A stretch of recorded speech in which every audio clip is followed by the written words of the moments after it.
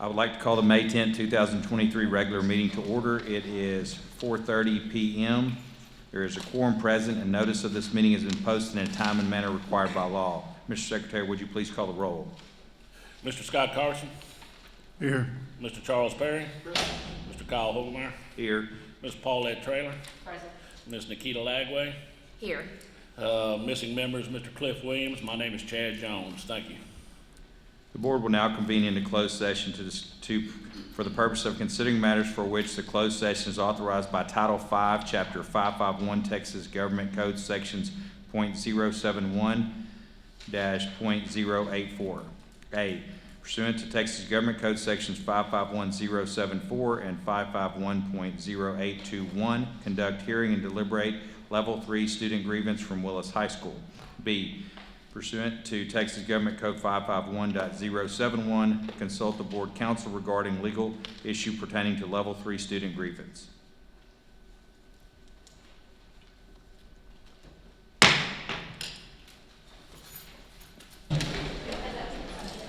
Having heard the appeal, is there any further discussion? Being none, is there any board member that would wish to make a motion?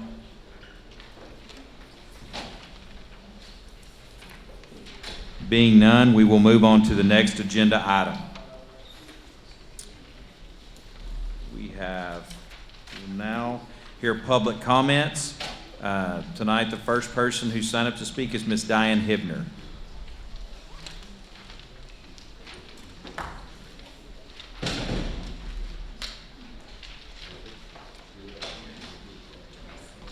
Hibner, hold on one second. I've got to read.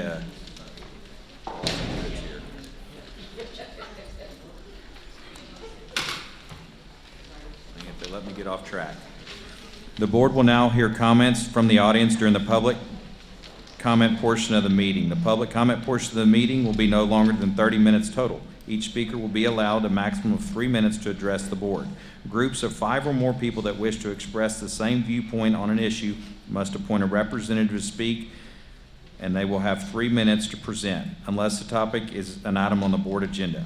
Please respect the privacy of others and refrain from identifying students, employees, and other community members by name. I will determine whether the speaker has attempted to solve a matter administratively through resolution channels established by policy. If not, the speaker will be referred to the appropriate policy to seek resolution. Disruption of this meeting will not be tolerated at any time. Per board policy, the board does not respond during public comments. Now, our first person who signed up to speak is Ms. Diane Hibner. I wish to direct my comments this evening to the WISD School Board. I believe and I am sure that I am speaking for many members of the WISD community. This school district is headed in the wrong direction in so many ways. Only you, the members of the school board, who have been elected by we, the people, can make the change that will redirect the focus and operation of the district. You can accomplish this feat through the supervision of your one employee, the superintendent. Remember, this person is your employee and not the other way around.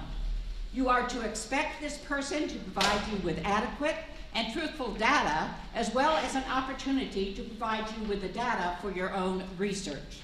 This is paramount in your ability to make an informed decision.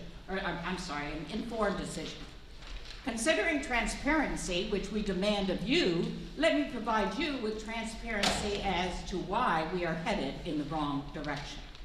1, power and politics. WISD has been under contract with Montgomery County Constable for Precinct 1 since November 10, 2003 for law enforcement services. Within the past 6 years, there have not been any complaints regarding these services. Why then did the superintendent take it upon himself to pursue a change in these services? It can't be, as has been indicated, that it is at his direction a meeting was held whereby the resource officers who are employed by Precinct 1 voted for a change. He has no authority over these resource officers. They are not employees of WISD. He usurped his power. It would be like if the Board of Trustees asked the principals of the district schools to take a poll of the teachers in the district as to whether they wanted to continue to work for this superintendent. This cannot and should not be done under any management format. Why did you allow this to happen here? Did you not get the full story? Were there personal or political motivations? I believe that you were duped. Tonight you are being asked to approve sign-on bonuses for personnel. What is the history of previous bonus packages? Why are we in this predicament? Money is not the answer. Can you ask yourself, what is the actual root cause of these personnel vacancies? I ask that you don't ask Kamala for your consultant in this endeavor. Our current personnel are overwhelmed with a collection of data rather than having time to research, plan, and provide the thinking skills which our students deserve. Our teachers feel unappreciated. No one has their back. Discipline is out of control. Without discipline, there can be no learning. We need new leadership to create pride in our schools. We need new leadership to create faith in our process of education. We need new leadership to create equality in all processes rather than the division which is currently prevalent in our community. You, the board, can right the ship. You can do it. The community will support you. Let's get it done. Thank you. Thank you, Ms. Hivner. Our next speaker will be Robert Holden.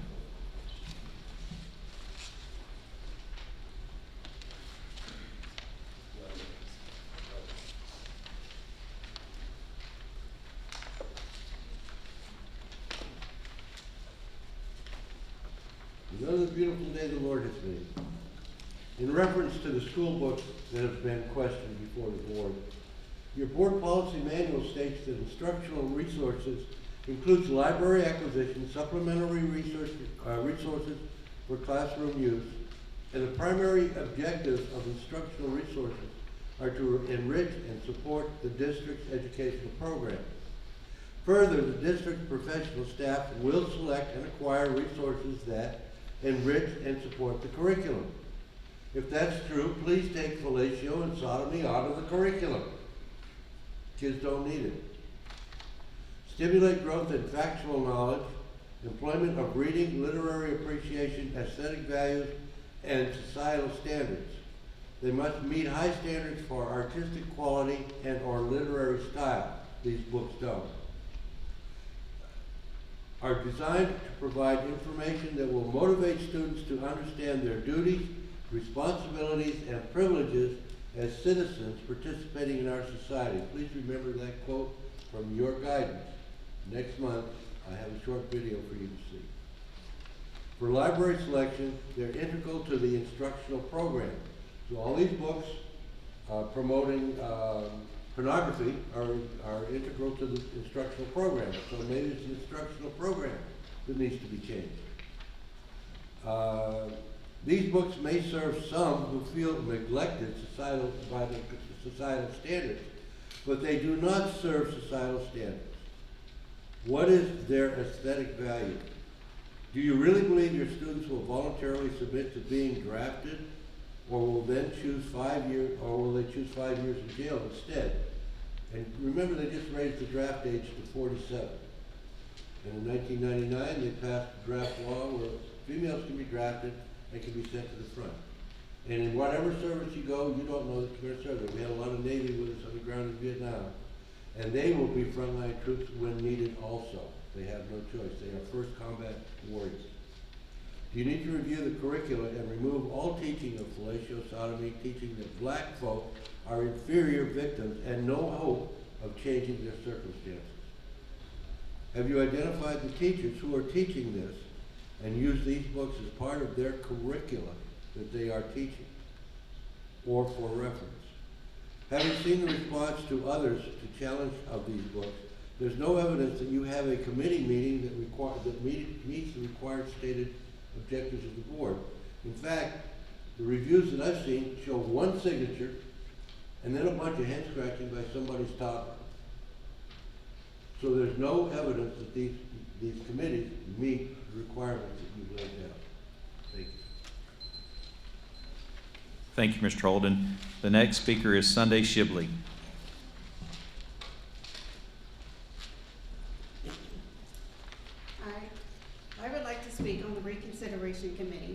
many don't know the steps to take to put in a grievance when they disagree with inappropriate books. One of those steps is for reconsideration. The book is then sent to a reconsideration committee to view and make a decision, remove or keep the book. School districts have more flexibility in selecting library materials, but they still must consider state guidelines on making selections. The books in question would not violate the student's free speech right. The books in question are asked to be reconsidered because of inappropriate content. These books also go against more than one Texas penal code. No one has asked that these books be removed for partisan or political reasons. The reconsideration committee seems to be choosing to keep books that have curse words, explicit sexual conduct, hate, ignorance, and are in violation of Texas penal codes. The reconsideration committee claimed these books portray just the opposite. Literary value is based on subjectivity. Subjectivity is based on opinions. Penthouse could have literary value. What are these books portraying? Do we have Bibles in the school? The argument is that the students will see this outside of school. That could very well be true. However, some parents still watch what their children are seeing in their homes or that they are only in high school. Sorry, lost my spot. My granddaughter's mother doesn't allow her to watch movies, etc. with explicit pornographic content. Many parents still care what their children watch, read, and do. So why should these books be available to those students? Library books are for voluntary inquiry. However, the reconsideration committees who vote for books on viewpoints are not right. Students can check these inappropriate books out without a parent even knowing they have it. Thank you for your time. Thank you, Ms. Shibley. The next person who signed up to speak is Ms. Yvonne Gonzalez.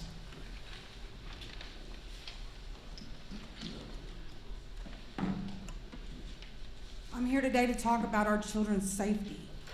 How about they go to school to learn, not to be bullied, sexually assaulted in your classes with teachers there. And then when they do come forward because they feel ashamed, so it might not be the very next day, they're sitting here treated from your staff members like they're the one that did wrong. Why didn't you tell me faster? Why didn't you come forward faster? My children are all under therapy. One has developed social anxiety from being sexually assaulted several times in your school district, with teachers around. The assistant principal, who it's like God's earth to get to, it took me going in, threatening to call the police and cause a scene after 4 attempts to get in front of her. Never could get in front of the principal. I'm not the only parent that is trying to fight this battle. I've got a whole bunch of them that we're talking to. Something needs to be done. This is ridiculous. So I've taken 2 children that love school, that hate going to school. They hate to get up in the morning.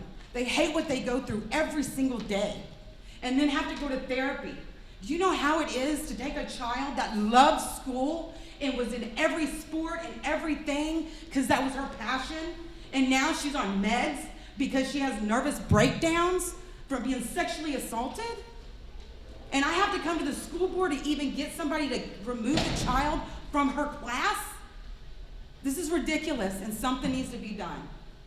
And somebody needs to really listen instead of scooping this under the rug, because I know I'm not the first. Thank you, Ms. Gonzalez, as well as the other speakers tonight. I appreciate you taking your time to come. Note on here. The board will now convene into closed session for the purposes of considering matters for which the closed sessions are authorized by Title V, Chapter 551 of the Texas Government Code, Sections .071 through .084. A, discuss teacher resignations and consider approval of teacher appointments, Texas Government Code 551.074. B, safety and security, campus evaluations, and review findings. Closed session pursuant Texas Government Code 551.076 and 551.089. Deliberation regarding security devices and security audits. C, discuss and consider professional Chapter 21 teachers administration contracts for the 2023-2024 school year. Texas Government Code 551.074. D, discuss, consider, and possibly take action regarding the proposed non-renewal of the 2022 and 2023 term contracts of a teacher at Willis High School. The board will now reconvene into open session. It is 6:44 PM. Are there any motions from closed session? Yes, I make the motion that we accept the superintendent's recommendation on professional personnel listed. We have a motion by Ms. Traylor, a second by Mr. Jones. Is there any further discussion? All those in favor? Motion carries 6-0. Are there any other motions? Yes, I make the motion we accept the superintendent's recommendation on the professional personnel contracts. We have a motion by Ms. Traylor, a second by Ms. Carson. Mr. Carson, excuse me. Is there any further discussion? All those in favor? Motion carries 6-0. Dr. Harker. This time I would like to introduce the principal at Willis High School, Mr. Eric King.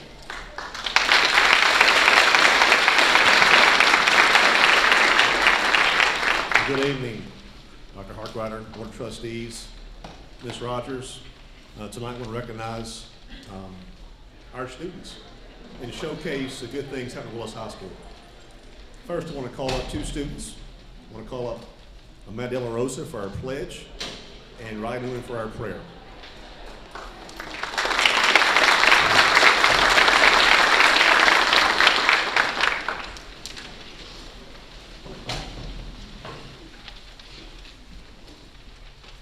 I pledge allegiance to the flag of the United States of America and to the republic for which it stands, one nation, under God, indivisible, with liberty and justice for all.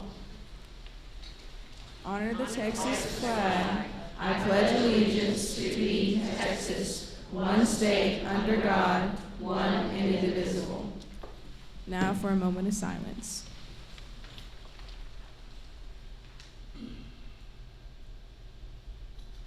Thank you.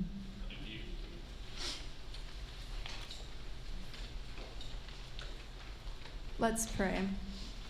Father, we not only thank you for allowing us to gather tonight, but also for the school district and members you have blessed us with overall. I pray the ideas and conversations that will be shared tonight have been thought out thoroughly and are in the best interest of mine. God, I lift up the people gathered here in this room and rest the meeting tonight in your hands. We praise you for the work you have done and the work you will continue to do for our school district and our community. Bless each person as they speak and let us do only what will benefit the greater good and nothing for personal gain. I pray everything that happens tonight and in the future is a reflection of your goodness and your will for us. We love you and we thank you. In Jesus' name, amen. Amen. And we have a student of the month this month, obviously, but I want to showcase these ladies right here. I'll start off with Miss Newman. Miss Newman's a senior. She's ranked 9th in her class. She's a varsity volleyball player. Currently, she has 45 college credits. She's a senior class president. She wants to go to the University of North Texas and major in elementary education. She's Ryan Newman.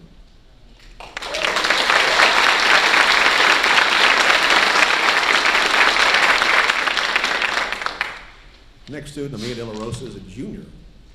She was just selected as the commander of her corps, JRTC. She's also a wrestler. She is a district champion wrestler, by the way. Yes.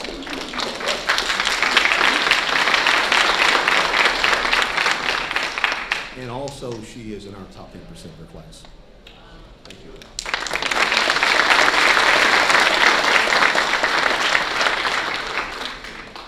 Okay, tonight we want to showcase a student, someone who stands out above the rest at times. May not be the best athlete or top 10% or anything like that, but someone who stands out as what we want at Willis High School. I also want to showcase somebody else. We're about building leaders here at Willis High School. I'm not going to speak much anymore. I've got someone I want to talk for him and introduce him. Someone who very soon will be a leader here on one of our campuses here at Willis ISD, but also as a graduate of Willis High School in 2013. Introducing our student of the month is Ms. Tennis Price.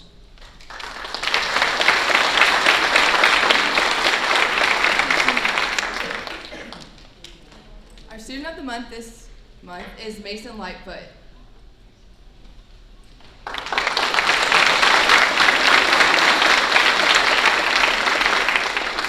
I had the privilege of meeting Mr. Lightfoot last year as his Principles of Agriculture Science teacher.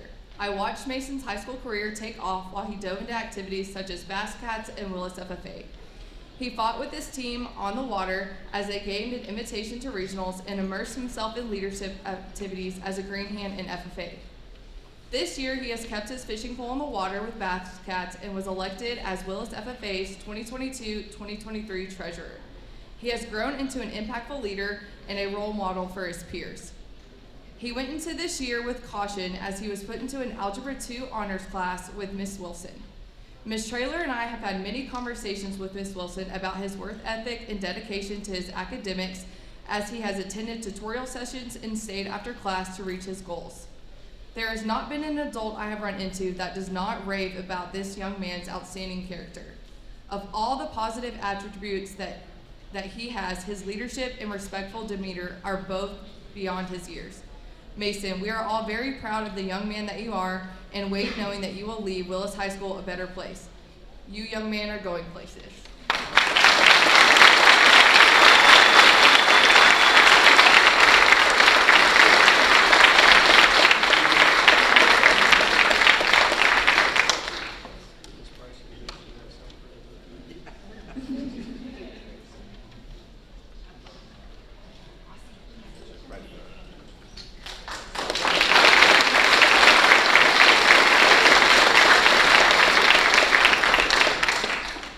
Good evening, board. At this time, we would like to introduce Miss Susan Fossler, our principal at CC Hardy.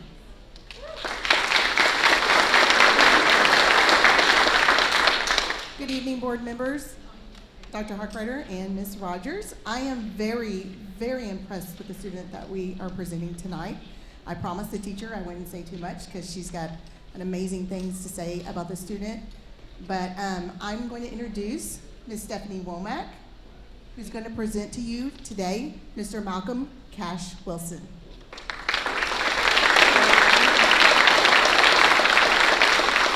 Thank you, Mrs. Fossler. Good evening, Dr. Harkrider, Board of Trustees, and families. As we take a moment to think about what an ideal student in class would look like, several thoughts run through our mind. Would this student be exceptional in academics, athletics, attitude, or the arts? Should we emphasize the importance of one of these attributes over another to define the perfect student? I would suggest that we need not look any further than the wonderful young person we have before us today. Malcolm Cash Wilson is a model student at CC Hardy Elementary School. He portrays multiple qualities that we hope to see in each of our students on a daily basis. Cash is a hardworking young man who always strives to master the material he is being presented with in every subject. Cash also demonstrates a level of maturity above his peers by taking personal responsibility for his learning and making note of what he does or does not understand. He is an inquisitive student that utilizes his fellow students and his teachers to help him understand what part of a skill is eluding him. Cash shows that he loves learning and puts a great deal of effort into meticulously completing any assignment or classwork. This is a representation of his dedication to being successful in his educational endeavors. Cash also maintains close relationships with his friends he has made at CC Hardy. His attitude and disposition with peers and adults is always positive and respectful. It is always a pleasure to see Cash turn the corner with a smile on his face, a warm good morning, and a funny anecdote from the previous day's activities or an explanation of a new hobby he is working on. Cash is a bright young man that models maturity, determination, effort, responsibility, kindness, and dedication to success in his education. It is for all these reasons stated above, we believe students like Malcolm Cash Wilson should be recognized, celebrated, and rewarded. It has been our pleasure to have Cash in our classroom, and we are all so very proud of you.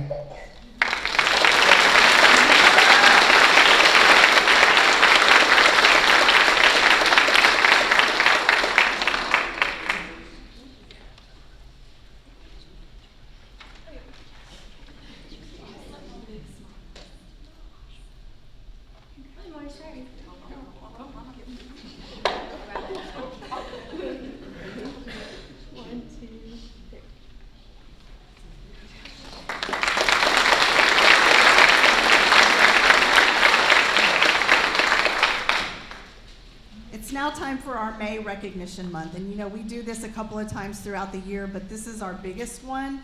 And it's just an exciting time to be able to come together and celebrate the amazing things that are going on in our schools and with our teachers and students every day. And there's a lot of noise in our world from times to times and at different times. And it's really nice when we can celebrate the achievements of our students. And at this time, we'd like to introduce Ms. Haley Dabrowski, and she is our lead nurse.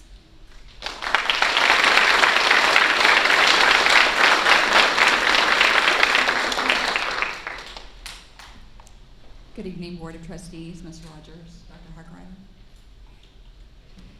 I'd like to thank you all, first of all, for allowing us to do these recognitions tonight and recognize the nurses that work with us so diligently every day.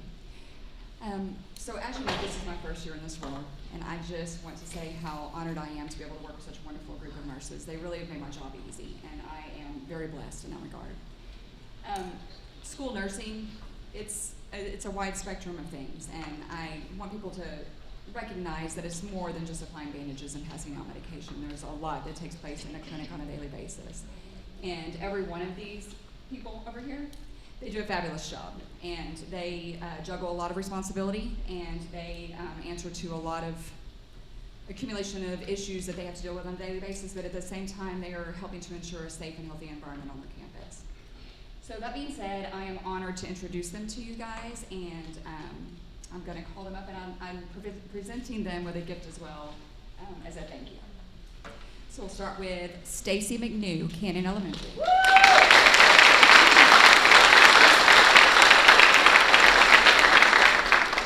Melissa Sunilla, Parmley Elementary.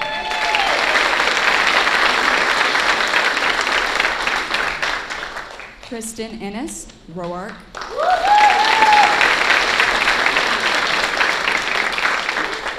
Kathy Johnson, Lynn Lucas.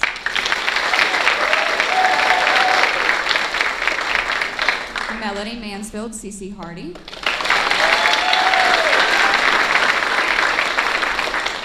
Jan Fletcher, A.R. Turner.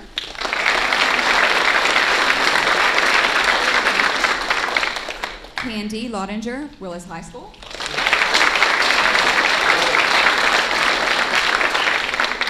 Brittany Landaverde, Brabham. Tara Snow, Metter.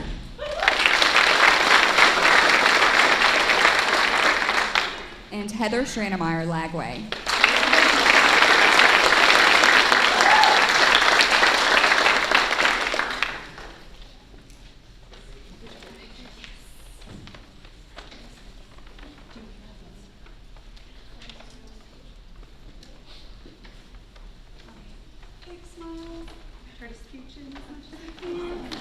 I know it's hard.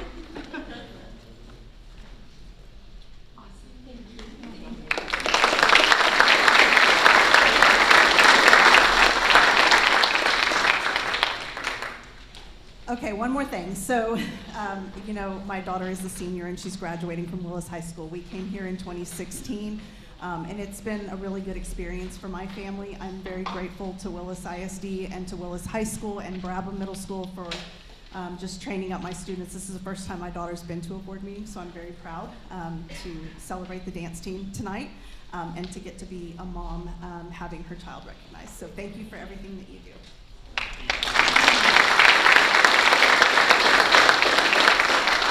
Mr. Lobodsky, our Director of Fine Arts.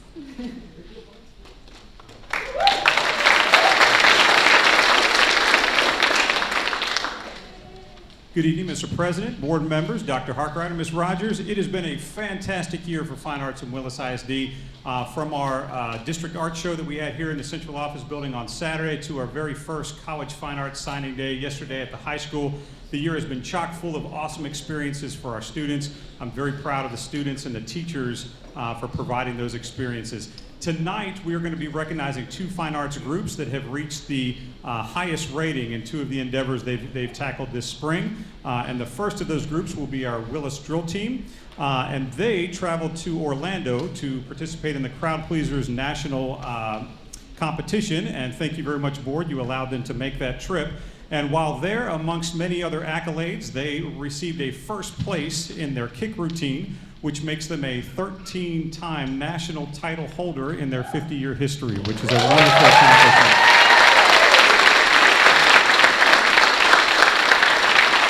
We are very proud of the students for this accomplishment, but also for the culture that they bring to Willis ISD each and every day on campus and in our community. And so, of course, no organization can soar without a leader. So the first recognition actually goes to their director, Ms. Kaylee Trotter, who's done a wonderful job.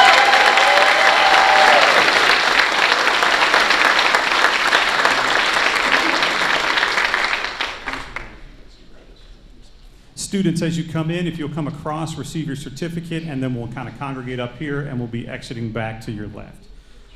Our first recognition goes to our captain, Miss Alyssa Platt.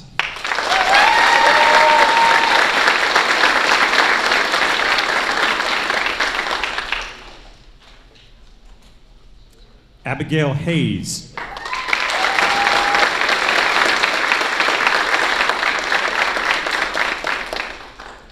Tori Van Skyver.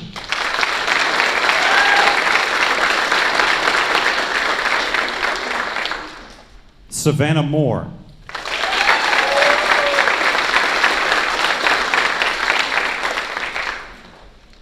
Ava Harden.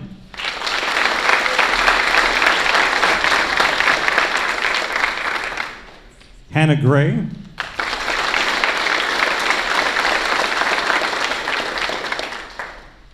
Lily Cross.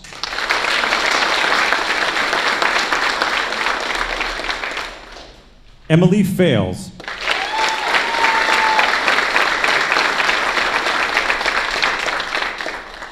Shayla Wiley.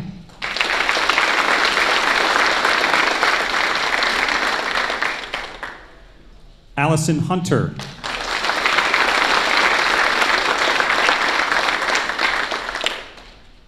Amber Havran.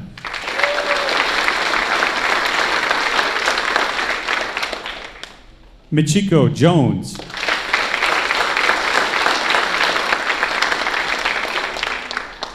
Maribel Muniz.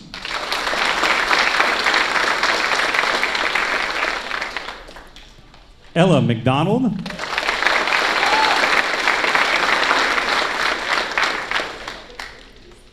Andrea Harvey.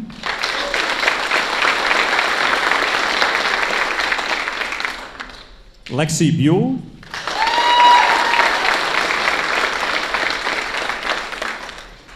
Josie Oatman.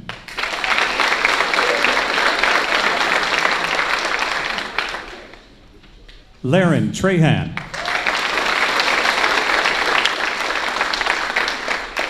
Amelia Heron.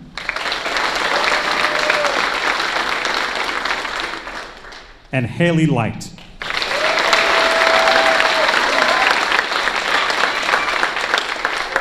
Board members and community members, the 22-23 Willis Sweethearts.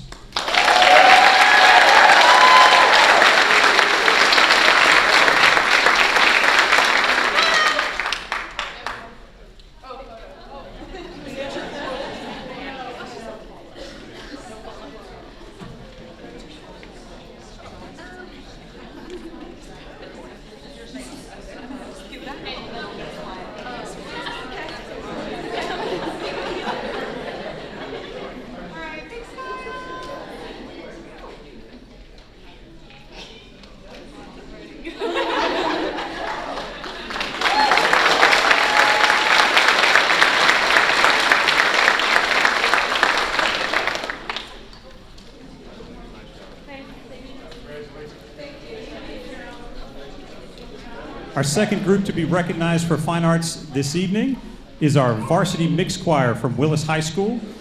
This year at UIL competition, they received a sweepstakes honor, and what a sweepstakes means is a Division I superior rating in both the concert portion and in the sight reading portion. And while that's a huge accomplishment and we're super proud of these students, this particular ensemble has met that mark and sustained it for the past 8 years. And so that's a huge accomplishment.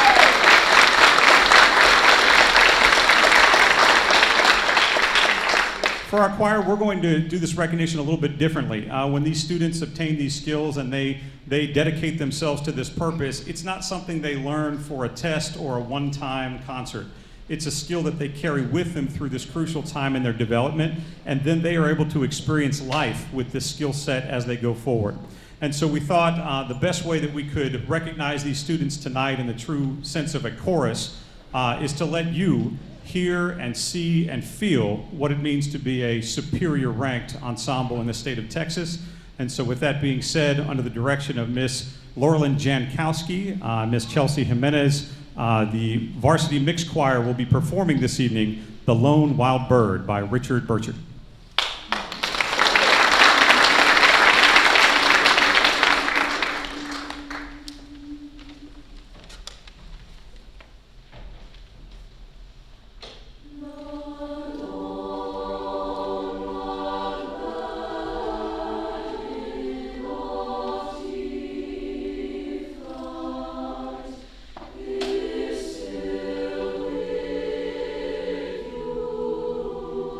Lord.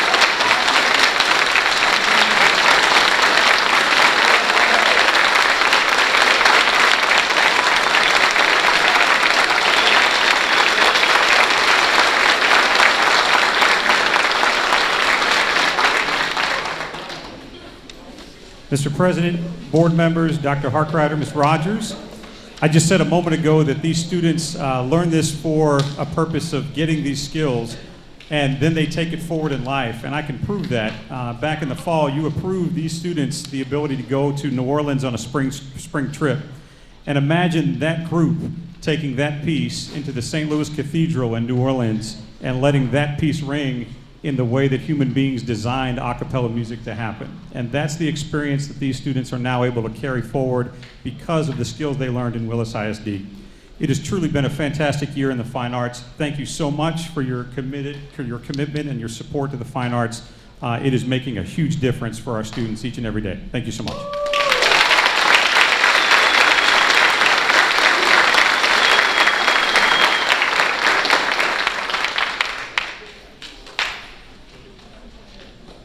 Okay, and at this time, I'd like to bring up our Executive Director of Athletics and Fine Arts, Mr. Jason Glenn.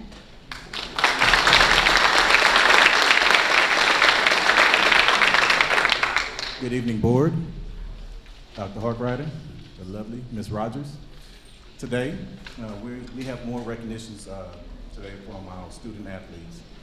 We have a lot of great student athletes, but the thing that really strikes me is we have some really great kids. Really great kids. We try to go out and find every kid to be in some type of program. If it's not athletics, that's fine. We try fine arts. We try different ways to get our kids involved in every single thing. And I truly mean that. We want our kids involved in everything, right? We try to go around, we find kids that's going home at 3:05. We find them and we want to put them in something. If you know a kid right now that's going home at 3:05, help us out to try to find those kids, to get them in something productive. I truly believe it's not okay now just to go home at 3:05 and just go home upstairs, you know, what is it, Snapchat, and everything else they're doing. You know, and the way that we can help our kids is getting them in something. Always getting them in something, and our student athletes have found their passion with every single sport that we provide for them. I truly believe that, you know, different programs help kids find their passion, and it helps kids find out who they are. We are at a time now to where many of our kids are looking for something. And we're in a position to give our kids something to look forward to. Every kid is looking for something. And again, it takes not just me, it takes everybody in this room, everybody in Willis to help us find our kids to do something great. It really does. It's not enough just to say, hey, a coach, the board, the principals, fine arts directors, head coaches. It takes everybody in here. I mean, it does. Our kids are important because they are the one that's going to help make this community strong. It's not just us as adults. It's everybody finding our kids and finding a way to get them in something so they can make this community great.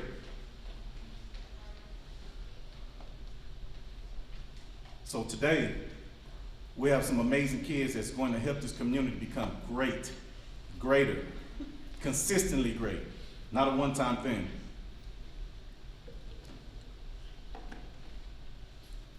We have some amazing coaches that spend more time with our kids than they do their own. And that's the truth. A lot of them miss dinners. Some of them miss plays, other sporting events, so they can be here with our student athletes because they care that much about our kids. They care that much about Willis ISD. I want to make sure our coaches get the recognition as well as our student athletes. They deserve just as much. The sacrifices they make as well, along with our student athletes. Relationships, time. There's a lot that you sacrifice to be a coach and a student athlete. So today, they deserve every recognition they can get. Every recognition they can get. Not trying to get too emotional, Dr. Harkrider, I appreciate you, man. I do. I've been in other districts where, you know, sometimes superintendent is not all about every program. You are about every program. I'm not saying that because you're my boss, I'm saying it because that's what it is. I'm a real person, I appreciate you, brother. I do.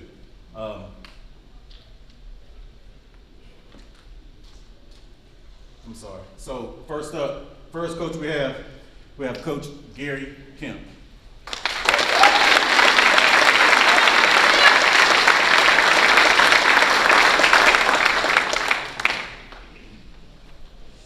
Thanks, Coach Glenn. Also, thanks, school board, for all these years of opportunity for me to be able to coach these kids, because it's a wonderful experience every single day doing tennis.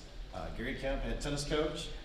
Today we get to do special recognition for our academic all-district and also academic all-state for our varsity team. So to be our tennis district, to be academic all-district, you have to have a 90 or higher in every single class at the end of the first 9 weeks. So we have some kids that I'm going to point out that have that. We're also going to get to mention with seniors, we add to that for academic all-state, if they have a 92 or higher in every single class all the way through their high school career. So if they're above a 92 average, that's how they qualify for that. So we have some of those as well. So very, very proud of them. We always push student athlete in our program. And these kids are amazing representatives of that and what they do in the classroom and the types of classes they take. Dual credit, advanced placement, all these kids, that's what they do. And they do a great job. And they actually balance tennis with it as well and do a great job on tennis courts. So I'm very proud of them.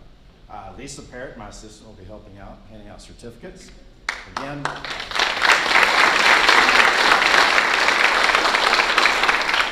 she does an amazing job as well helping us out, so appreciate her.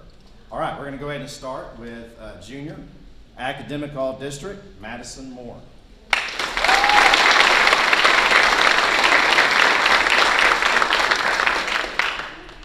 Junior, Isabel Womack, academic all-district.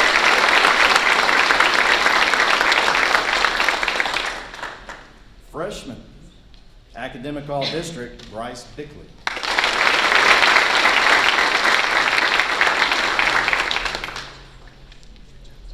Junior, academic all-district, Stephanie Kowalski.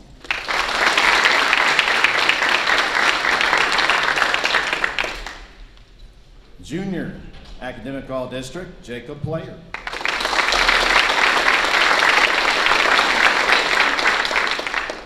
And now we get to our seniors. Very proud of this group. I've known them since 6th grade, many of them. So known them a long time. Great kids. Senior, Emma Barron, academic all-district, academic all-state.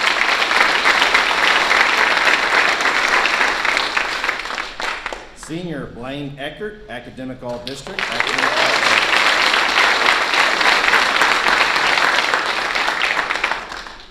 Nikolai Lugo, senior, academic all-district, academic all-state. And senior, Rohan Patel, academic all-district. Again, we're very proud of these kids. We love them. They do a great job for us. Amazing student athletes. Very proud of these kids right here. Give them another hand, please.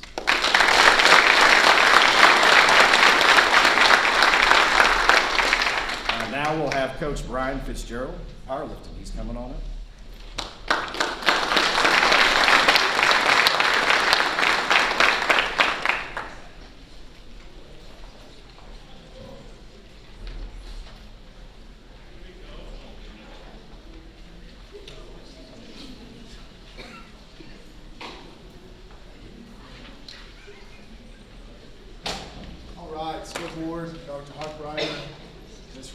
Thank you for having us out here and recognizing these teams. Coach Glenn, Coach Miller, obviously thanks for having us as well and supporting us and what we're trying to do. Before I talk about these kids, let me talk about Coach Ryan Anthony, who is our district strength conditioning coordinator. All these kids and coaches that have been before these other board meetings and who are after us right here, he's had a very instrumental part in what they do. Every program, it has a detailed workout, and I'm extremely excited that you guys and Dr. Harkrider allowed this for this district, Coach Glenn, because it's very important for these kids. So let's please give Coach Anthony.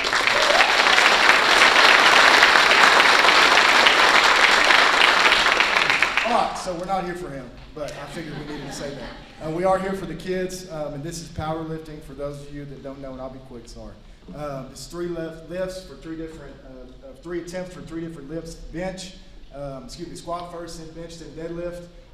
These guys work their tails off, would wake up at 5 a.m. on Saturdays and sometimes not get home till 7 o'clock. We had 7 different boys qualify for regionals, 4 girls for regionals. We had 4 boys qualify for state and 1 girl qualify for state. They represented us everywhere from Dickinson, Texas, Alvin, Texas, Frisco, Texas, all the way to Abilene, Texas. These guys represented Willis very, very well and deserve to get the recognition. We appreciate you for having them. First up, if I call your name, come forward. Coach Anthony will get your certificate. It's not in this order, so make sure you're paying attention. Actually, it might be. First up, regional qualifier, Logan Hilton.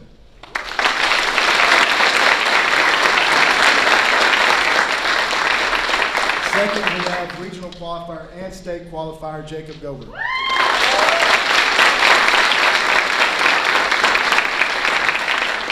Next, we have regional qualifier as well as a state qualifier, Christian Hall.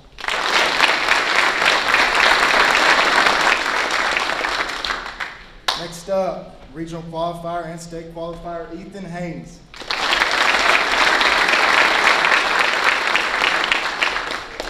Then Garrett Lohr, he was also a regional qualifier and state qualifier. All right, and our ladies, we have next Kiana White, regional qualifier.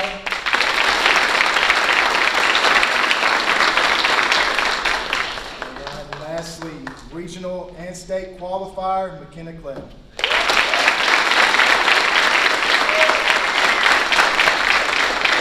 Lastly, I would be remiss if I didn't call out the 4 students, athletes that should have been here today. They are either working and or one of them is leading a Bible study at her church tonight. So I do think that they need to be recognized. Caleb Fletcher, regional qualifier. Ford Ivy, regional qualifier. Nicole Doridia, regional qualifier. And Emily Bond, regional qualifier.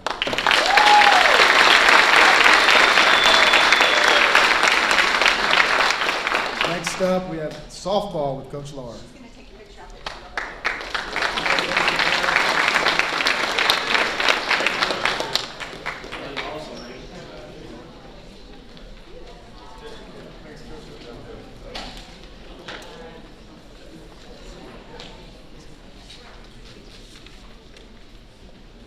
Good evening. Thank you guys for having us here. I am Coach Laura. I'm the assistant softball coach. Coach Tinkle Paul is still out on maternity leave, so I get the privilege to honor these kids, not only for their play on the field, but also in the classroom as well. So first off, we have Jolie Boyd, honorable mention all district.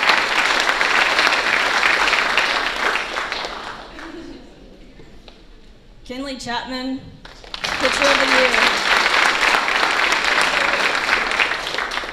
Adeline Hall, second team all-district and academic all-district. Hannah Hartman, honorable all-district and academic all-district. Elizabeth Hicks, honorable mention all-district and academic all-district. Lauren Hughes, honorable mention all-district and academic all-district.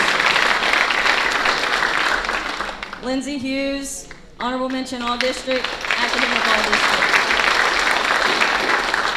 Madeline Macaluso, honorable mention all-district and academic all-district. Lainey Niederhofer, second team all-district, academic all-district. Sydney Perhoda, honorable mention all-district, academic all-district. So kind of a fun fact, this is the first time tonight that they are finding out about this. They tried to get me to tell them beforehand what the certificates were for, but I would not budge on that. These young ladies are just awesome young ladies. Maybe I'm biased, but I think they're some of the best student athletes at Willis High School, and I have been honored to have the last 2 years to be able to be a part of their program. That's awesome. Thank you very much.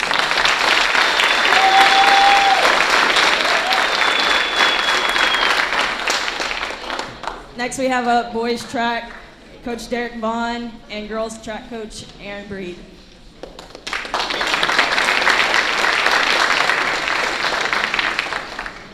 Good evening, everyone. Good evening. Thank you, Dr. Huckrider and the school board for having us here tonight. Such a privilege to be here. My name is Derek Vaughn. That's Coach Aaron Breed. We're both boys and girls track coaches here in Willis, and I want to tell you all thank you so much for having us here once again tonight. We have such a great group of young men and women who have taken our coaching and mindset and work ethic and have truly used it. And so tonight we're going to honor a couple student athletes here tonight. First up we have Brock Reynolds.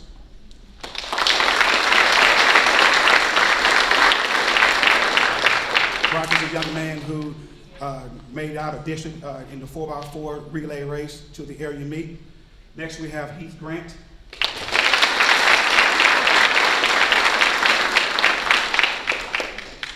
Heath is another young man who represented us on the 4x4 relay and also in the 800-meter run in the area meet and the regional meet. Heath is also 0.68 of a second off of the school record, which I look forward to him next year breaking. So that's a great job, Heath.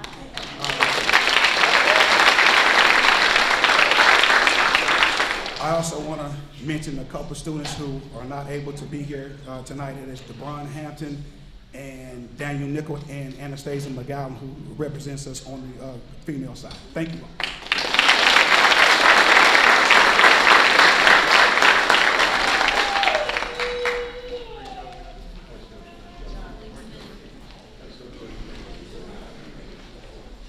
Yeah. Coach Brett Washburn and our assistant coach Brett Taff. We are baseball coaches for Willis. Thank you, Dr. Harkrider and the board, for having us, and Coach Glenn for putting everything that you have into our program and myself and everything that you are doing for Willis High School. Tonight, we don't get to acknowledge some of our athletic awards, as those aren't necessarily finalized just yet. But what we do get to recognize within our team are 12 academic honorees, 7 of which are seniors that are also going to be receiving academic all-state awards. So 7 academic all-state recommendations and 12 academic all-district is quite a feat. Within our 7 seniors, these seniors are a resilient bunch, have persevered through so much, including a freshman year that was cut short by COVID, sophomore year that was all about restrictions, overcoming an 0-6 start in district last year to make the playoffs, and then finishing this year with a winning record both on the season and for district. So tonight, I get to recognize and say thank you again to several of these guys that have made such a big impact in my first year, truly memorable. First off, senior Carter Benique, academic all-district, and second team academic all-state. Sophomore Zayden Cannon, academic all-district.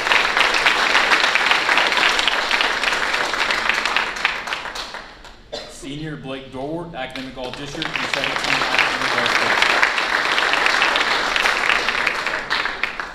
Junior Austin Gaskins, academic all-district.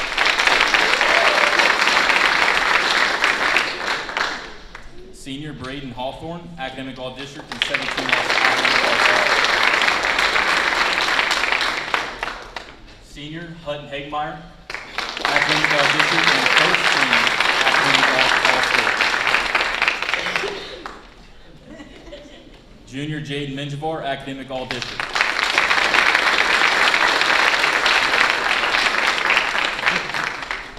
Junior Greg Moore, academic all-district.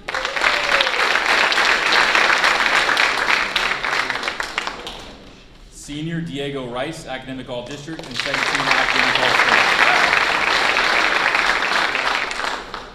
Junior Seth Sloan, academic all-district. Senior Logan Wilson, academic all-district, and 17 academic all-state. Senior Peyton Young, academic all-district, and second team academic all-state. As Coach Glenn talked about, really all of our athletic programs prior to these guys getting in here, they're going to set a great foundation for the future, for the lives that they're about to live, the communities that they're about to impact, and their academic success in the classroom, beyond just athletic accomplishments, is a true testament to that. and what they're about to do. Thank you.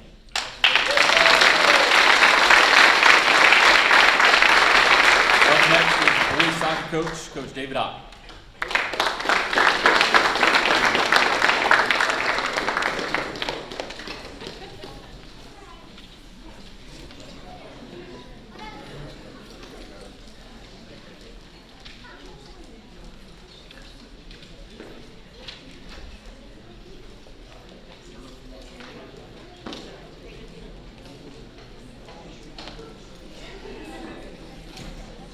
Good evening. You have to forgive me. I get shy speaking in front of people. My name's David Opp. This is my 5th year as the boys head soccer coach and 7th year at Willis. I have the privilege of working with some of the very finest boys at our school. These guys work their butts off. They go every year to raise the standard of our program and set expectations, for the group that follows them. And every year it's like, how am I ever going to replace that kid? How am I ever going to replace that group? I've been able to spend 4 years with most of these guys and seen them, grow from freshmen to the young men they are now, and know that they're going to go and accomplish great things. So introducing our district awards, Brian Badillo, first team all district.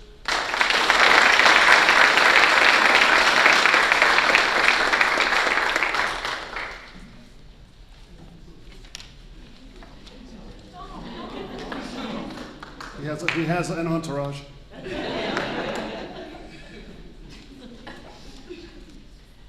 All right, so my list isn't alphabetical, so Ollie Martinez, first team all district. Ollie won our academic award for the program and is also signing his letter of intent in the morning.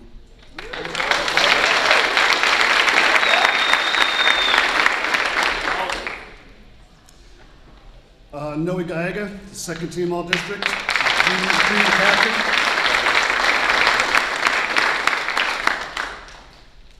Luis Velasquez, second team all district.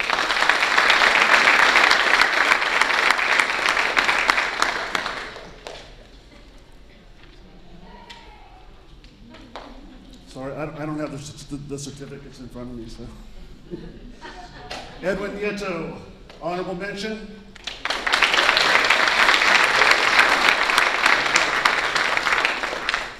Damian Ruiz, honorable mention.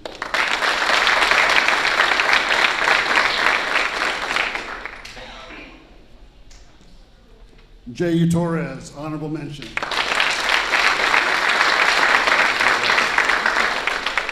So this is Ollie and Jay's last year with us, but the rest of these boys are juniors, so we have very high expectations of what we can achieve next year.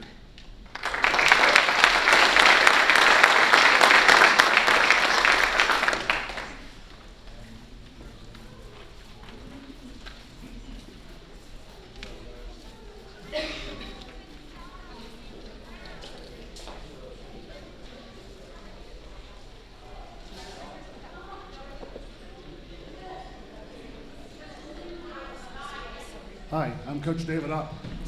I have the distinct honor of announcing our ladies soccer award winners. I want to say that the girls went to the playoffs for the second year in a row this year and were area finalists for the first time in 9 years. So they made great strides.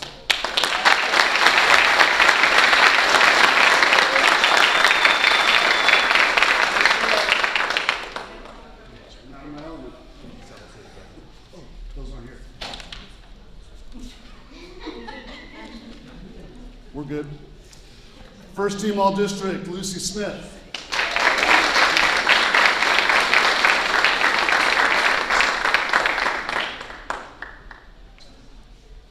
First team all district, Anna Rodriguez.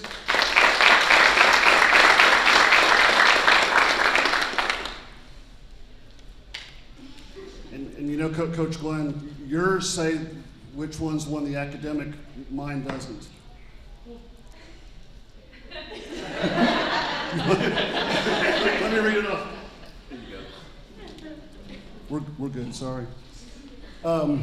Marjorie Trejo, first team all district, academic all district.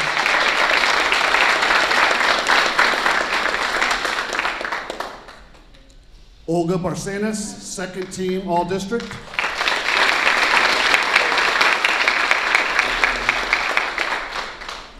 Summer Clark, second team all district.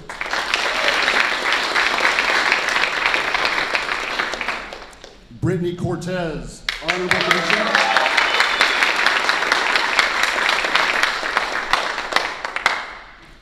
Chelsea Mentado, first team all district, academic all district.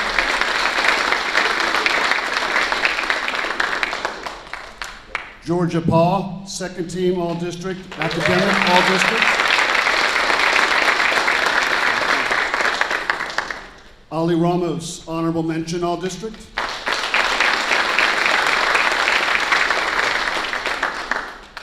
Nadia Rice, academic all district.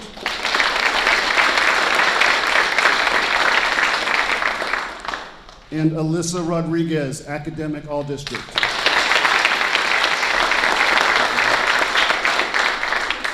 Thank you very much.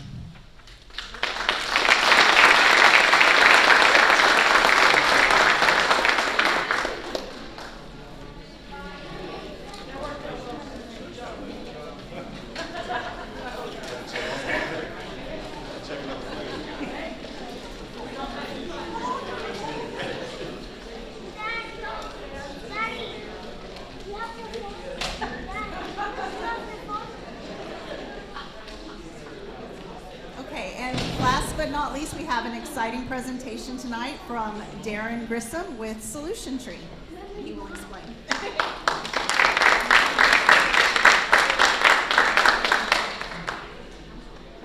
So it appears I am the end of the parade this evening.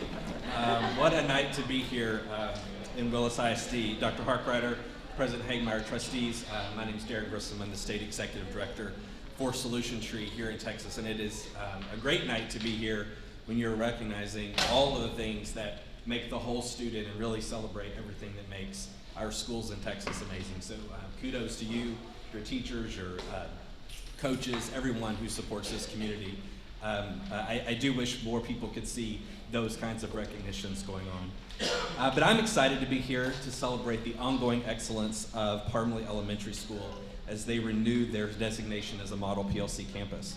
I have the privilege of celebrating with campuses all over the state when they achieve this model PLC designation. And it is a worthwhile celebration. It is hard work with professional learning communities, and it's hard because it's the work of student success. And the model PLC designation requires 3 consecutive years of positive student data. So Parmley's success with their original application in 2020, when they were originally designated a model PLC campus, along with their application in 2023, is evidence that Dr. Moore and her team have built a lasting culture of achievement, not only for their students, but also for all of the adults in their community that serve them. As I shared with the Parmley staff earlier this afternoon, model PLC designations are not popularity contests. They can't be bought. It's not how many books you read or studies or how many conferences you go to or PD days. There's only one singular criteria, and it's successful kids. And we look at that data, and this is absolutely an example of the thriving students over at Parmley over an extended period of time. And all of this, I think everyone in Willis can share in Parmley's success. The talented and dedicated educators and leaders on the campus, the high quality of support and leadership they receive from Dr. Harkrider and the entire team here at the district office, and the ongoing support of you all, the trustees, who prioritize the resources that are necessary for professional learning opportunities that make all of the collaborative teams across the district successful. As the old saying goes, the only thing more difficult than achieving success is maintaining that high level of performance, and that's exactly what we're doing here tonight and celebrating for Parmley. Congratulations to Dr. Moore and the entire Parmley community.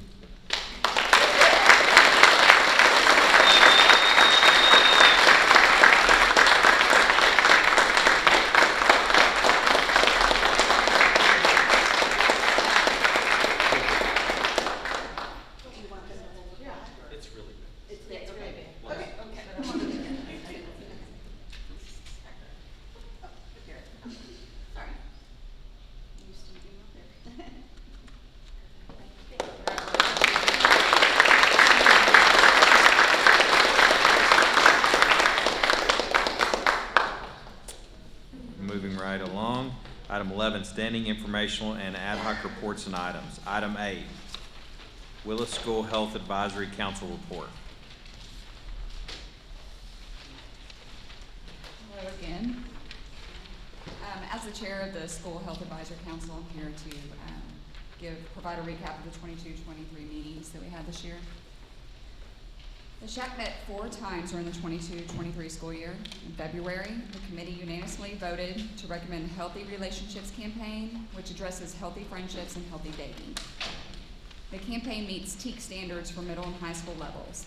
Kelly Locke, Director of Guidance and Counseling for Willis ISD, was a guest speaker and presented this information to the SHAC members. All members were in agreement that the campaign was valuable and needed. In April, curriculum presentation was presented to the committee by guest speaker Kelly Locke, Director of Guidance and Counseling. The presentation addressed personal body safety for grades K through 6. This curriculum would meet the TEAC standards. Details of the opt-in program were discussed and the curriculum was put to a vote. Members in attendance voted in favor of recommending the curriculum. Other topics SHAC discussed throughout the year: child nutrition wellness plan, vaping prevention, AgriLife school happenings and how it can be helpful to the school community, presentations and education on nutrition and how it can benefit students. The 2023 recommendations: SHAC would like to continue promoting vaping prevention, healthy eating habits, nutrition, and resources provided from the local AgriLife department to be distributed and utilized as a resource for all topics of discussion for 2023. Thank you. Thank you. Item B, 2022 Commercial Solutions Energy Efficiency Program.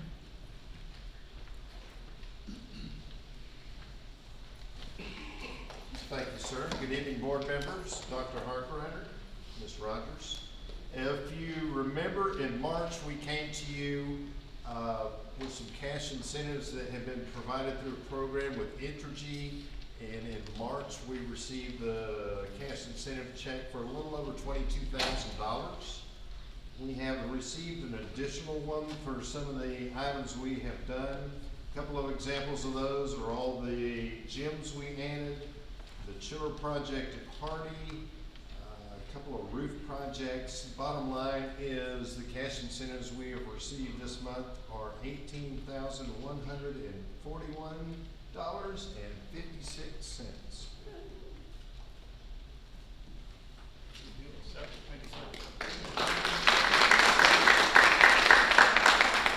Item C, Safety and Performance Report. Attached is your safety performance report for April of 2023. We had 3 accidents, but no employees had to miss time or out on workers' compensation. Item D, Financial Reports and Bill Payment. Attached are your financial reports as well as bills paid for April 23. Item E, Bond Summary. Attached also is your bond summary from bond elections from 2015, 20, and 22. Item F, Student Enrollment Report. Current student enrollment as of Monday, May the 8th was 8,846 students. That puts us up 213 students over the same time last year. Item G, Turner Elementary School Collaborative Team Presentation.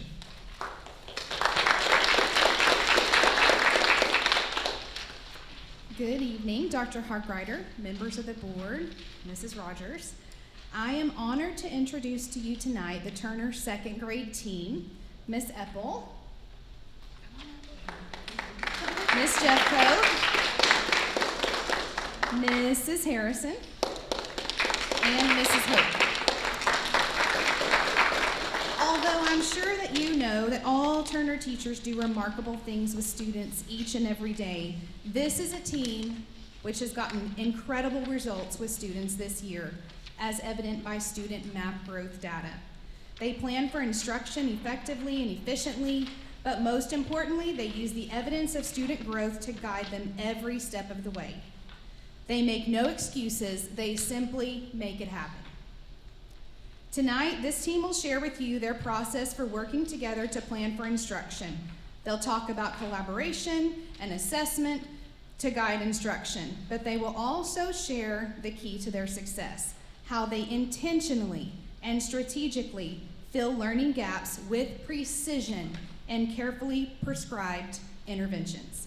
They hold students to a high standard, simply expecting growth, and they get all students thinking at high levels and many to surpass their expected potential. You see, when we talk about test scores and map growth, there are teams of all kinds of fancy researchers who predict just how much a student is expected to grow within the course of a year. But these fancy researchers have not met this team yet. These teachers expect more than just average growth. Anybody can be average, but we all know that at Turner Elementary, we don't do just average. This team of teachers pushes students in the best ways to leave average behind and achieve the remarkable. May I present to you our Turner Elementary second grade team.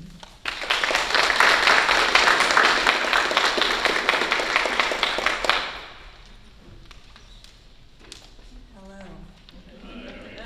Okay. During our planning, we spend our time unpacking essential standards. We break down our essential standards into student-friendly learning targets that match the rigor of our TEKS. We create CSAs that focus on essential standards and assess mastery of the entire unit, as well as creating CFAs that assess specific learning targets. We also create extensions for students who master the unit. And as far as assessment, CFAs are used to intervene during the unit, and CSAs show which students need Tier 2 intervention on the essentials, and then who is in need of extension due to mastery of those standards.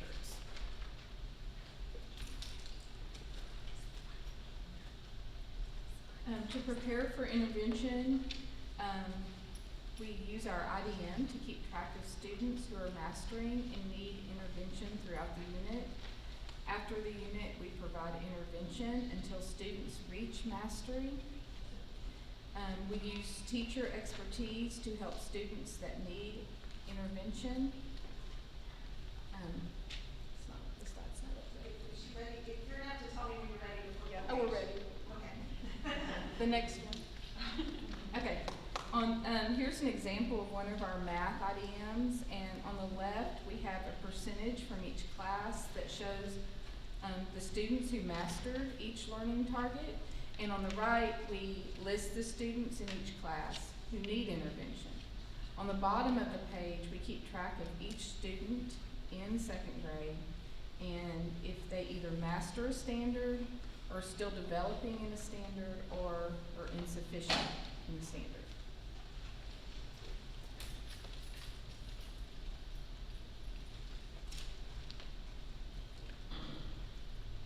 Okay.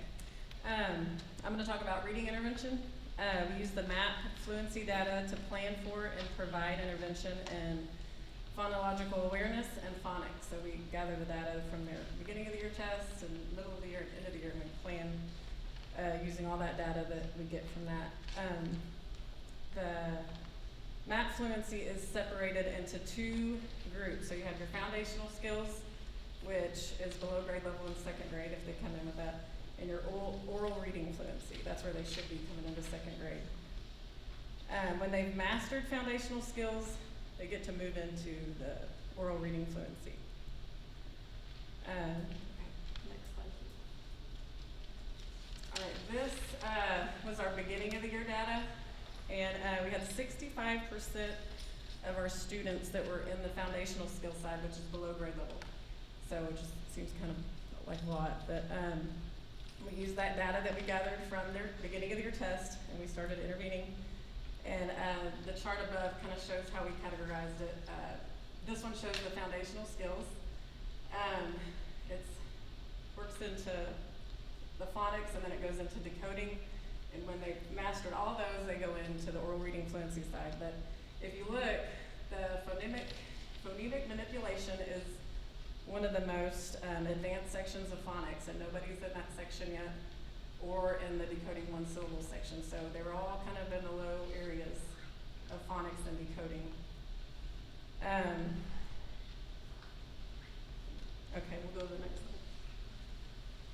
All right, this is our end of the year data, which I think this probably deserves a drum roll, but we went down to 15% of students below grade level at the end of the year.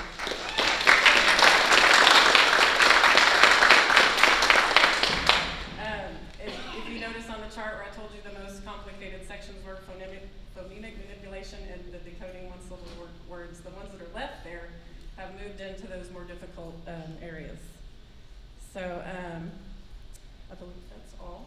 That's great, yeah. Good job.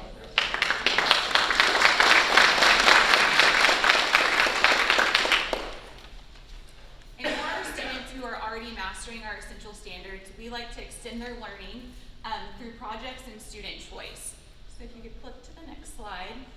This is some examples of the intervention projects that our students are working on once they have mastered the essential standards. On the left, you'll see a choice board with reading activities. Students have the choice to pick any of those activities and they work on it independently during our intervention time. On the right, you'll see a measurement choice board.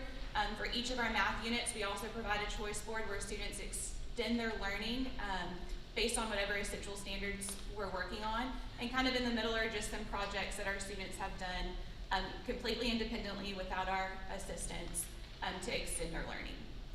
If you click to the next slide, this is some results based on our extensions.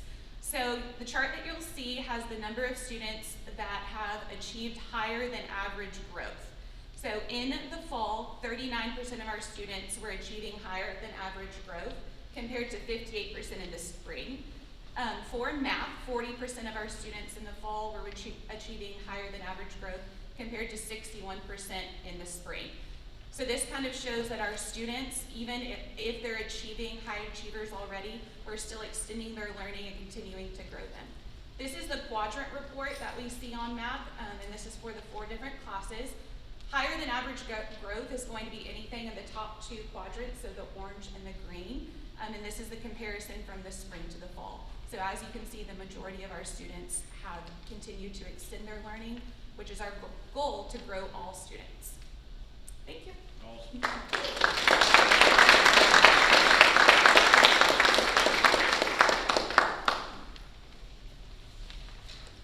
Item H, Lynn Lucas School Collaborative Team Presentation. All right. Good evening, Board of Trustees, Dr. Harkrider, Mr. President, Ms. Rogers. How are you? All right. For the last few meetings, you all have seen some of the most dynamic, exceptional teams Willis ISD have to offer. Not only that, you have witnessed some of their work that they engage in during their collaborative team meeting. These amazing teacher leaders understand that not one man can do it alone. It takes a group of people that's working interdependently to achieve a common goal. It is my pleasure to introduce to you an outstanding group of ladies who are responsible for many of the system and processes we use in our collaborative team meeting. Ladies and gentlemen, I proudly present to you the LLMS Design Team.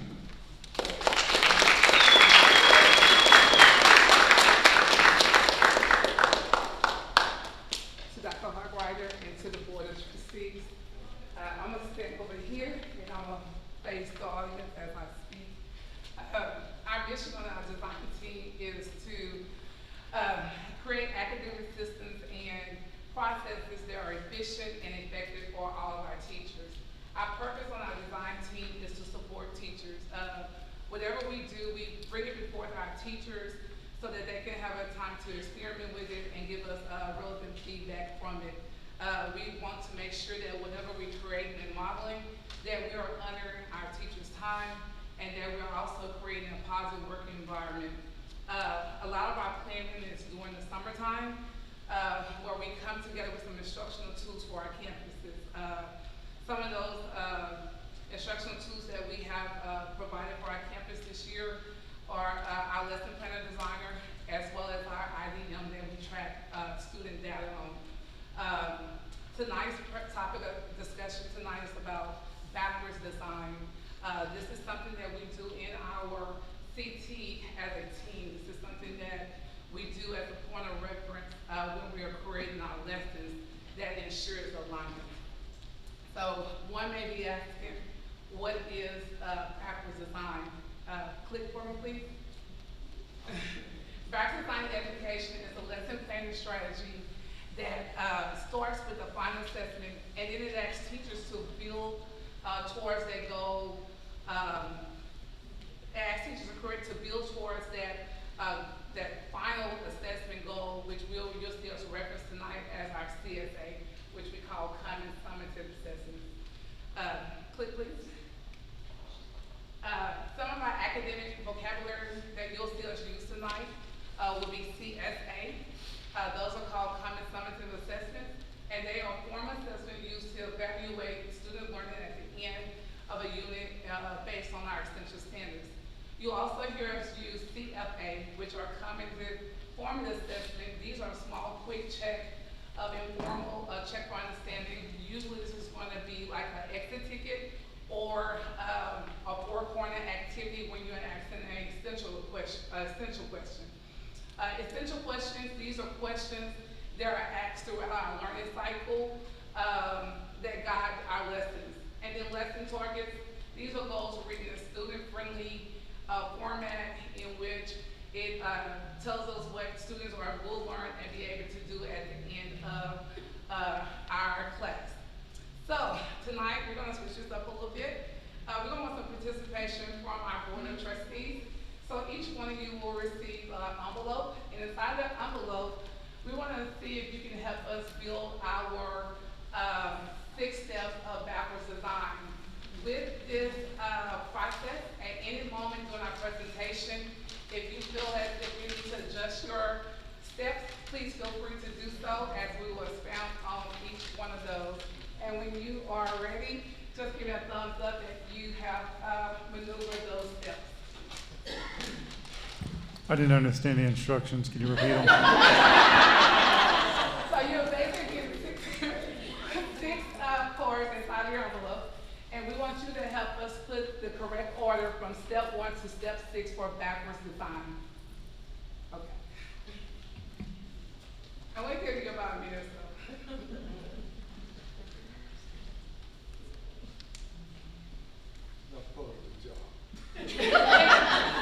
Feel free to share. You can work together as a partner.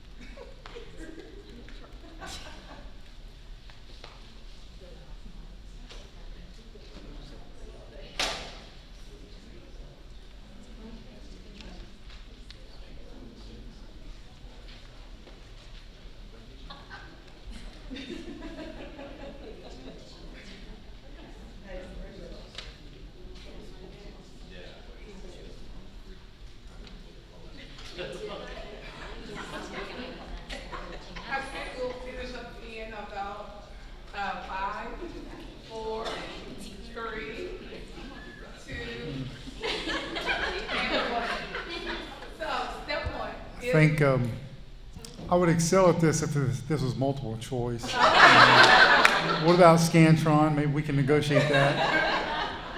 I'm aging myself. Step 1 is review our essential planning document. This is something that's given to us teachers before at the beginning of each school year. And we review this document for several reasons. The first to make sure that the essential standard has not changed. And then we also look at it in reference to, is the essential standard needed for the next grade level? For instance, I'm in 2nd grade, so if my standard is students are able to paraphrase and summarize text in meaningful and logical order, well then that same essential standard needs to be read for 6th grade as well as 8th grade, and that's what we consider essential standards there. And then we also need to look at our frequency distribution list to see how many times has that essential standard been assessed. It gives us a history to see if that same standard is showing up on the assessment so many times. So that's the first step of backwards design. Okay? Step 2 is we have to create our assessment. You got that one? Okay, perfect. In creating our assessment, what we are assessing in the end, you go ahead for me. What we are assessing in the end instructions. As teachers, we must teach at higher levels of learning. And then CSA, you'll hear that used as common summons assessments.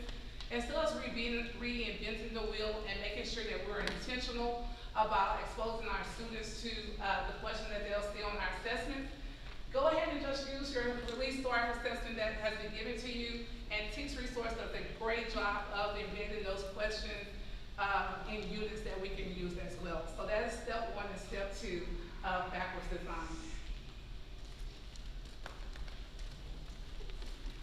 Can you go to the next slide?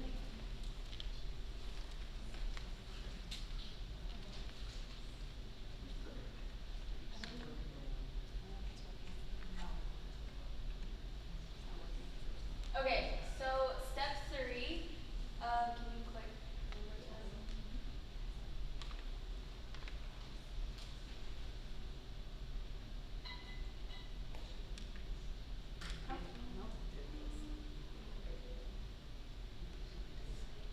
Here it is. Oh, we got it. Okay, so step 3. Step 3 is going to be creating your learning targets. So, can you go the next one? Got it. So, your learning targets need to be aligned with your CSA. I like to think about these as stair steppers. So, where am I starting with my kids and where am I trying to get to in the end? Once I determine all of these, that kind of allows me to decide how long my unit is going to be for. I also like to look at vertical alignment, like she said, to look at where my kids are coming from 6th grade, where we're starting, where I need to get to for the 7th grade. Can you put the next slide? And then one more. Step 4. Step 4 is going to be creating our CFAs, or our weekly checks. This is where a lot of our data comes in. I put 2 pictures up here of my weekly tracking. The one on the left is actually something that I print every week for my kids. It has my kids, so I have attendance tracking. And then next to it, I have my IDM. This is more what I'm deciding throughout the classroom every day where they're at, whether that's mastering, developed, or insufficient for the kids. This is during their guided practice. I will write this on my clipboard, and then during independent, that's how I pull my small group based on what my kids need. So the ones that are struggling, that are insufficient, I spend a little bit more time with. The ones that are developing are the ones that I have 1 or 2 misconceptions that I already know my kids are going to struggle with, so I can spend time with them in small group. The next one, which you actually already saw from the elementary, is an IDM. It's actually our school-wide IDM. This is the one that we put our I can statements into. At the top, it gives me insufficient, developing, and mastered based on the CFA that we give. So at the end, we start giving CFAs every day. And then the value of the IDM, it shows, so if it's a 4-question quiz, these students have to get 3 to 4 correctly to master, 2 to develop, and 0 to 1 for insufficient. I actually have one that's absent, but the first 2 you can see developing all the way. Those are the ones that I really need to focus on and hit. Those are my ones every time that I need to pull for focus and focus more on those kids.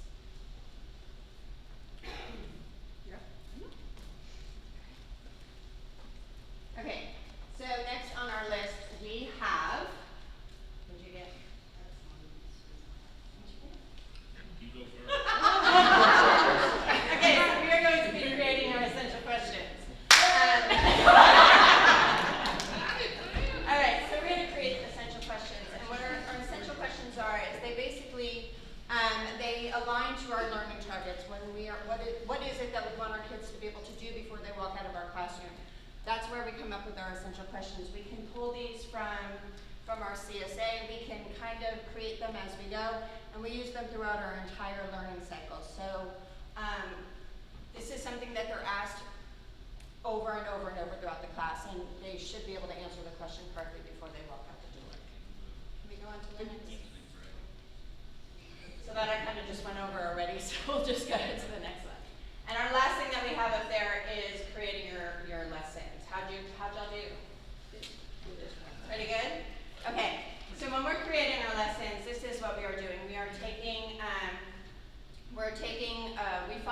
I do, we do, you do lesson cycle. And what that looks like is we first get up and we model what we're trying to get our students to understand and what they need to do in order to be successful with that target.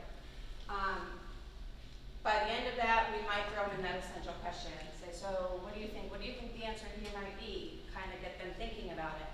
And then we go into a we do, where they'll partner work or they'll go into group work. And this is when we're in the learning space and we're asking those essential questions. And we're really seeing which kids are getting it, which ones are completely lost, and which ones might just have one or two misconceptions. And that's when we're addressing them right there on the spot so that they can be successful before they walk out the door. When we go into that, that you do, this is where they're working independently. And they have to now show us that they can answer those questions and they have learned their target for the day. And as we're walking through that lesson, as we're walking through the class while they're working with their partners and their groups, if they are completely lost, this is the time of the class that we're pulling them to the back of the classroom and say, okay, let's look at this a different way. How can we help you be more successful here? And we do our small groups in those points too. Some of the things that we are able to use for this task, because it is a 3-step process, we have great resources such as Lead Forward. It has a playlist with all different kinds of activities that we can do with the students that provide a variety of learning opportunities for them that promote student engagement, which creates an authentic and meaningful and learning classroom for them where they can be more successful. So that's me. That's me, I'm done. Okay, so what are the benefits to backwards design? Is kind of having an ending and figuring out where we're trying to get to, what our kids want to know. Having a great degree of purpose and intentionality with STAR at the end of the year, we know where we're trying to get. There's a lot of different types of questions that are asked and different ways to answer them. So we want to make sure that we are exposing our kids to every possible way that they are going to see it in a question form. This strengthens alignment between students' learning and students' work. When we backwards design, it allows us to see where we're trying to get to, and it allows our everyday lessons to be brought into the CSAs.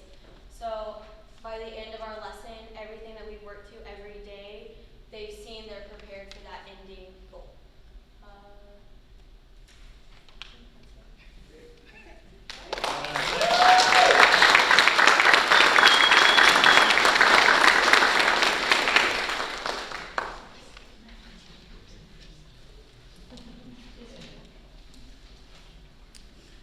Thank you. Item 12, consent agenda. Are there any questions? No. Ms. Traylor. I move to approve the consent agenda item as presented. We have a motion by Ms. Traylor, a second by Coach Perry. All those in favor? Motion carries 6-0. Item 13, discuss and possible action items. Item A, discuss and consider approval of the allotment and TEKS certification 2023 and 2024. Good evening, Board of Trustees, Mr. President, Dr. Harkrider.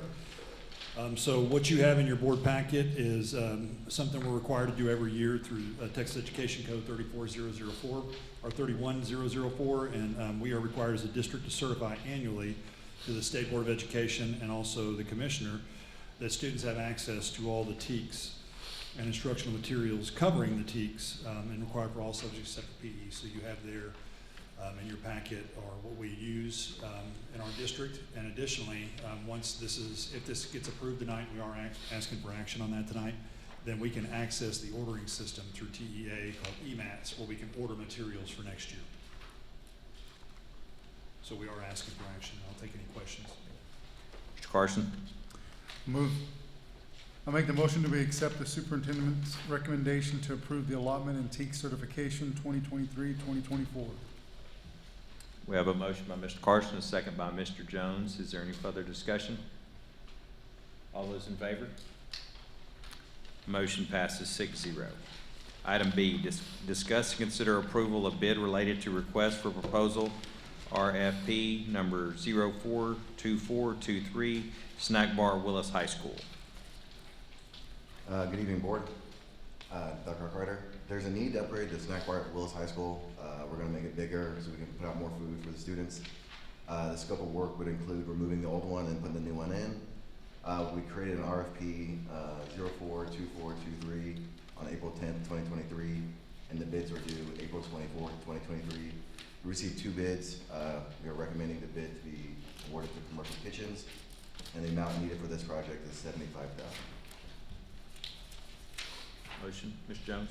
I move that the board accept the superintendent's recommendation to award the bid related to RFP 042423 to Commercial Kitchen and approve the purchase of $75,000 from the Child Nutrition budget. We have a motion by Mr. Jones, a second by Ms. Traylor. Is there any further discussion? How many more? That's pretty much it, isn't it? Oh, yeah, correct. That's a great job, great job. During the summertime, I'm gonna come with like a list of things that we've upgraded over the past 2 years, so. Y'all did a great job with that grant. Yeah. All right, guys, thank you.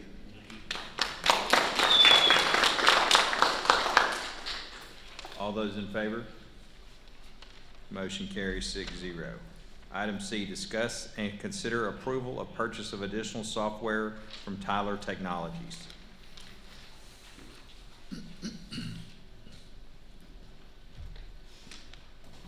Thank you, sir. We are asking your approval this evening for the purchase of some additional software for the Transportation Department from Tyler Technologies.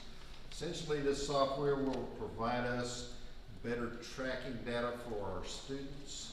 We'll be able to see who's on a particular bus, what time they're going to be there. Hopefully, it will expedite the information we're able to provide our ultimate customers who are our parents. And we're asking your approval for this purchase this evening in the amount of $235,520. Mr. Carson.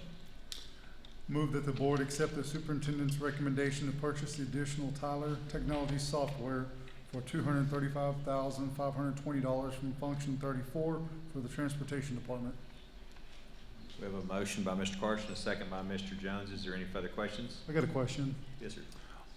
Will the parents be able to access this information, or is it just the staff of the schools? There's going to be a little bit of both of those. Parents will be able to access some of this information. We will be able to push information to parents in a more efficient way as well. Good deal. I like that. That's a good idea. Thank you, sir. We're gonna be able to track who's getting on and off buses, correct? That's correct. Essentially, each student who is riding the bus will have a code, chip, card, whatever form that's going to take. We'll either scan that or process it through some kind of reader on the bus. Tells me Paul's riding the bus today, he's on this particular route, this is his estimated time to get home.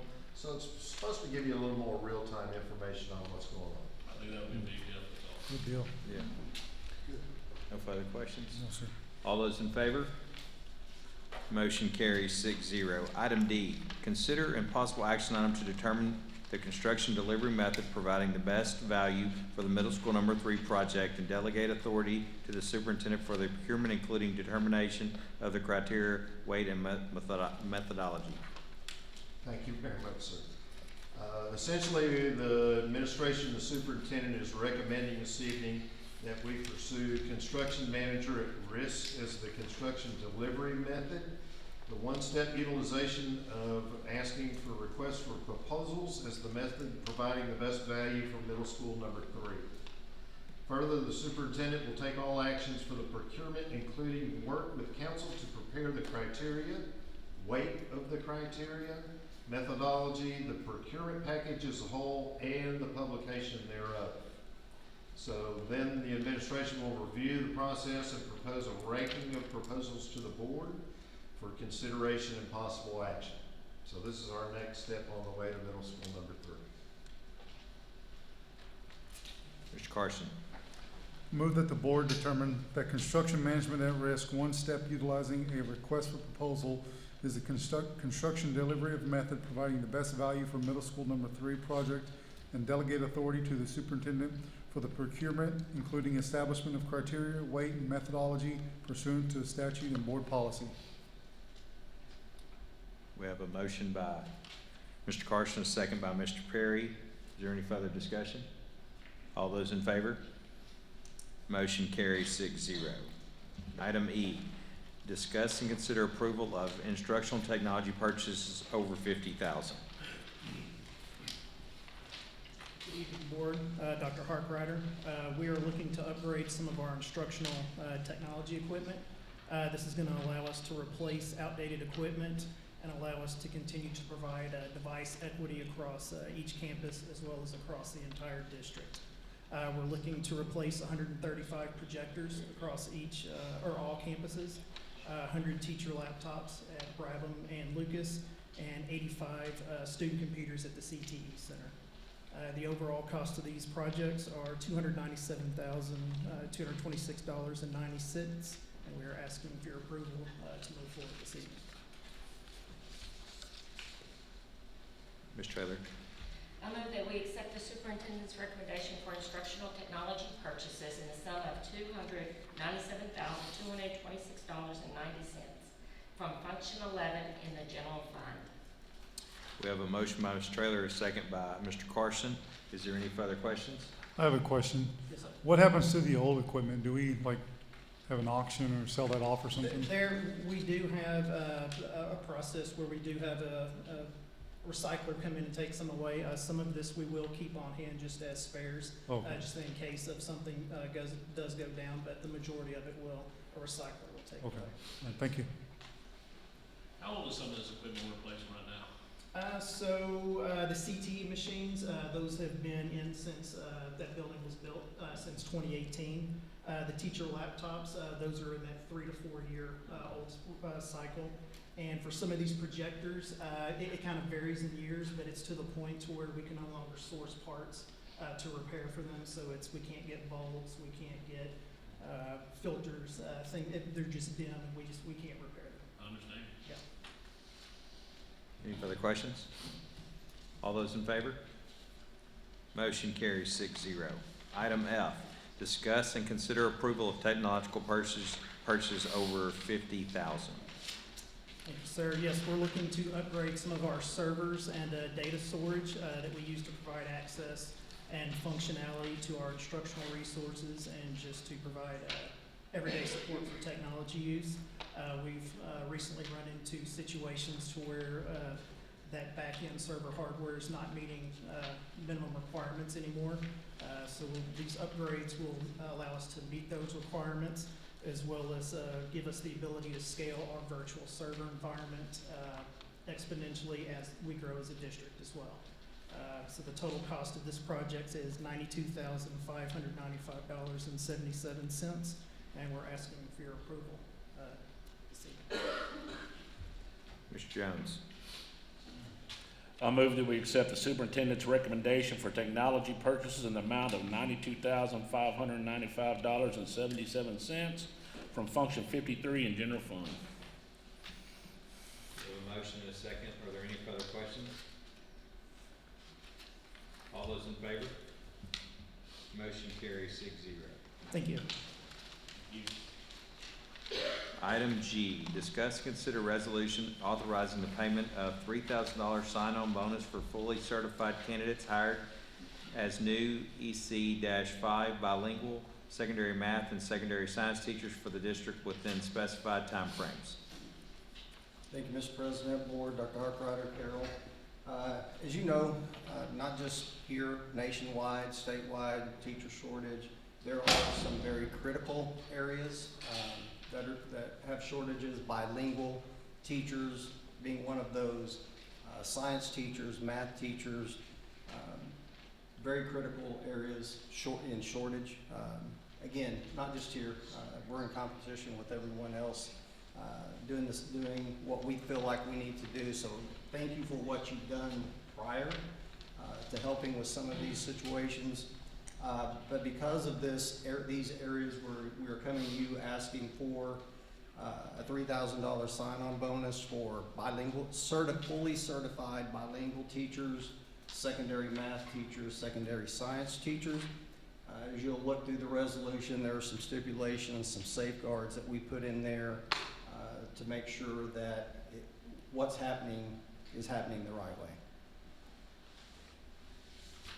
Mr. Carson. Move that we accept the superintendent's recommendation to approve the proposed resolution establishing a $3,000 sign-on bonus for new, fully certified EC-5 bilingual secondary math and secondary science teachers that meet the established guidelines noted in the resolution, and authorize the superintendent to take all actions necessary and appropriate to implement the same. We have a motion by Mr. Carson, a second by Mr. Jones. Are there any further questions? I have a question. Yes, sir. You talking about safeguards and stuff like that with the sign-on bonus? Is it one of them things like where they get half up front and half at the end of the contract? Or? They'll be paid at the beginning in August. Mhm. They will sign an agreement if they leave either voluntarily or involuntarily before the end of the school year. They'll have to repay that. Right. That's one of those that we're talking about. Oh, okay. Thank you. Any further questions? All those in favor? Motion carries 6-0.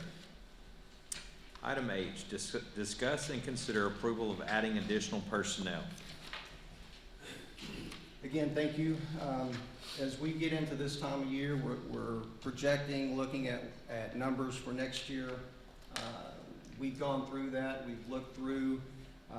Normally, there's a pretty good list that we bring to you at this time of year. We feel like we've done a good job up to this point in previous years, and again, thanks to you for providing those positions. But with the numbers that we show, we are bringing the listed positions, and as you can see, they're all positions directly related to instruction of our students. Ms. Traylor. Make the motion that we accept the superintendent's recommendation to add the positions listed above.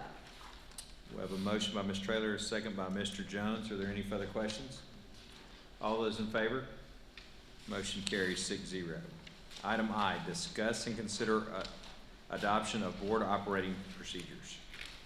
We reviewed the Willis ISD board operating procedures with Region 6 ESC field agent Susie McWilliams during our Team of 8 training session back in February. These procedures will be reviewed and updated annually at the regular June board meeting. This was everything that she went over with us in the PowerPoint that you guys went through, some things we added, some things we took away, and this is the final product that Carol has put together in the back of the book. And so your operating procedures are attached, and my recommendation is that you adopt the Willis ISD board operating procedures as presented.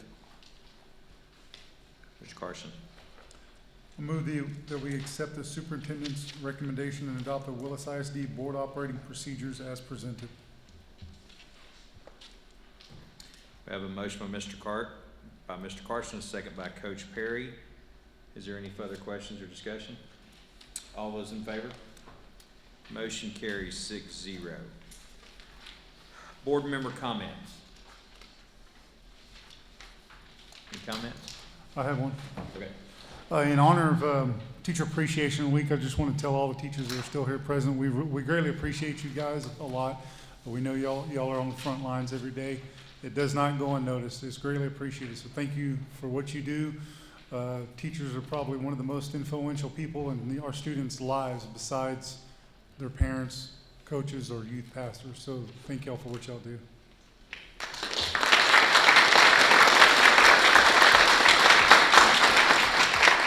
Okay, so the only other thing I want to say is on Saturday I went up to the football scrimmage, and there was a lot of people in the stands. There was more people in the stands to watch a scrimmage than there are a lot of the teams we compete against that come to our stadium.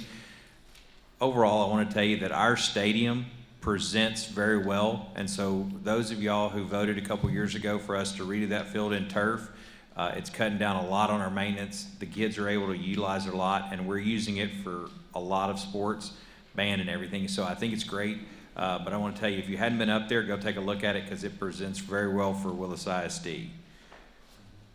Future business meetings, Dr. Harkrider. Yes, sir. Our next meeting will be Wednesday, June the 14th, 5:30. Mr. Carson. Make a motion that we adjourn. We have a motion by Mr. Carson, a second by Ms. Traylor. Is there any further discussion? All those in favor? 6-0. Have a great evening.